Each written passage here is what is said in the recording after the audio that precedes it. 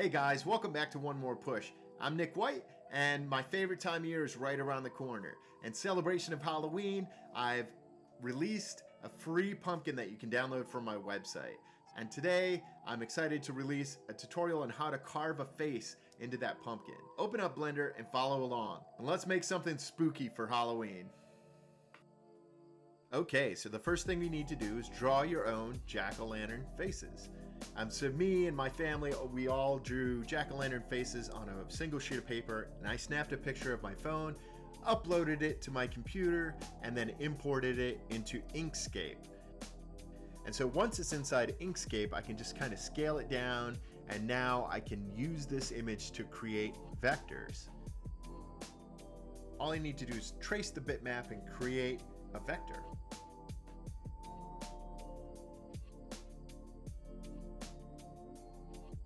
I'm gonna play with the tolerance and the different settings to make sure that I get this in as few pieces as possible. I'm gonna select black and white. I'm gonna make white invisible, and I just want to see the black. And there you go, we have a vector of our drawings.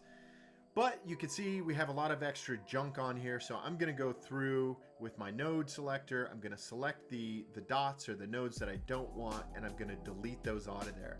Again, we're gonna wanna keep these to as few splines as possible, so all this little noise that we picked up on the side, we're just gonna cut that out. Check out onemorepush.wordpress.com/downloads. Scroll down here to our pumpkin. Click the link to download, and boom, just like that, we have an FBX that we can import into Blender. Let's open up Blender, File, Import FBX. We'll navigate to our download. Boom. And just like that, we have a pumpkin that we can use, and we can duplicate this as much as we need to create a custom scene.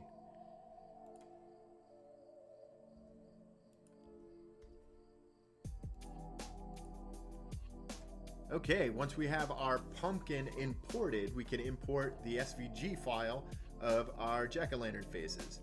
Just go to File, Import SVG, select your face vectors, and pull them in here. Then you might need to rotate and scale these. And obviously I'm in side view, and what I want to do is try to line up my faces. And then I kind of organize my splines so that each face is separated. Once that face is lined up and overlapping the pumpkin, what I want to do, select the pumpkin, enter edit mode, control click the vector of the face, and then select mesh, knife project. Boom, just like that. Then we go in, we delete those faces that we don't want.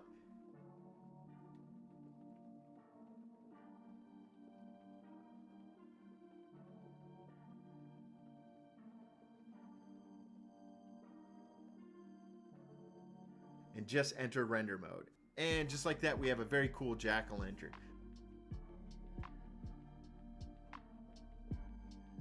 But we're not done there. I have two more faces, so I want to import the pumpkin 2 more times. I'm just going to scale it down to vary up the look a little bit.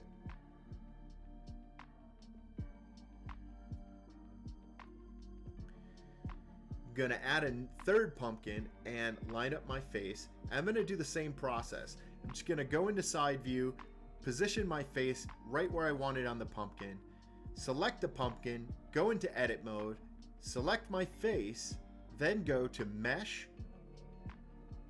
knife project, and boom, now we can go select all of our faces and delete those from the pumpkin. And it's almost like carving a real pumpkin. I'm just selecting the faces manually. There may be a way to automate that, but I took the long road. But hey, that's okay. One of my favorite things about carving pumpkins is just being creative and making cool faces. I'm happy that we got 3 unique pumpkin faces, and now I'm gonna have 3 unique digital jack-o'-lanterns.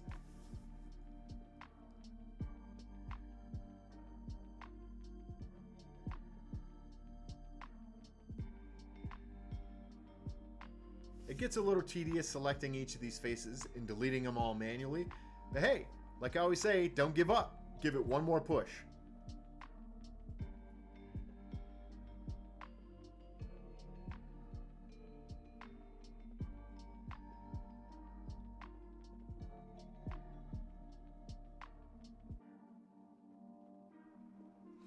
And once I have all 3 pumpkins placed exactly where I want them, I'm gonna create a camera and then spend some time working on my composition.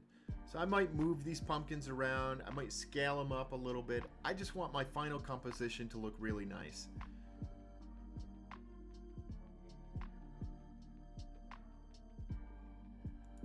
So let's go into render mode and take a look at it. This looks awesome, but I just want to make some adjustments to the lighting. So I'm going to go through the lights inside of each of the pumpkins. I'm going to change the color of that and the intensity as well.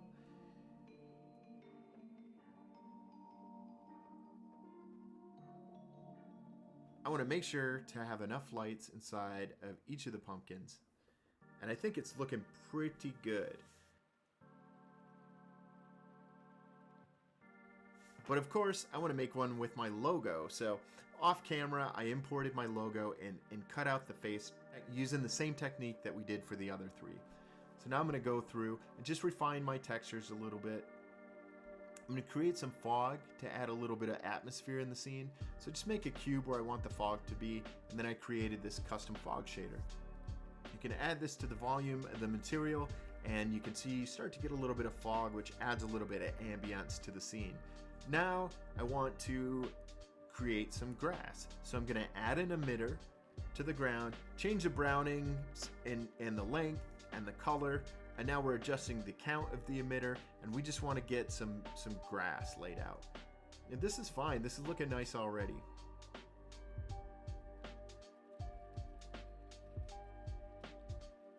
Now I'm going to texture the grass. Just going to make a material with a couple different ramps. I want to make sure that this is varied between dark green, light green, and kind of a brown grass color.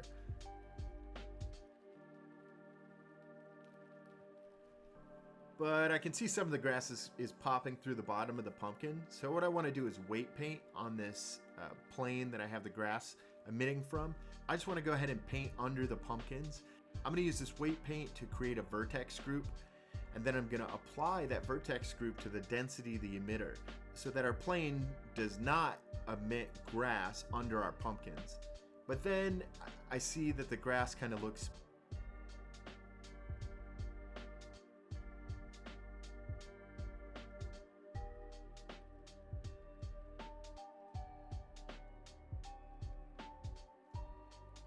So then I'm going to add a moon, just add a sphere within a emissive material. That looks really cool and I'm pretty happy with it. I just want to position that moon in the right spot. I think I'm going to put it closer to the camera ultimately.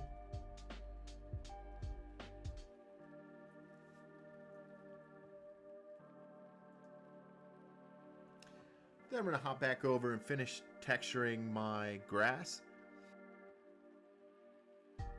I think this is looking really, really cool, except I see that no grass is growing under the pumpkins because of my weight mat. So what I want to do is create a second emitter with the same weight mat, and I'm just going to invert that mat so that the grass only grows in the red spots. Then I'll just reduce the length of that grass so that it's very short. This is going to ensure that the grass doesn't grow straight through our pumpkin model.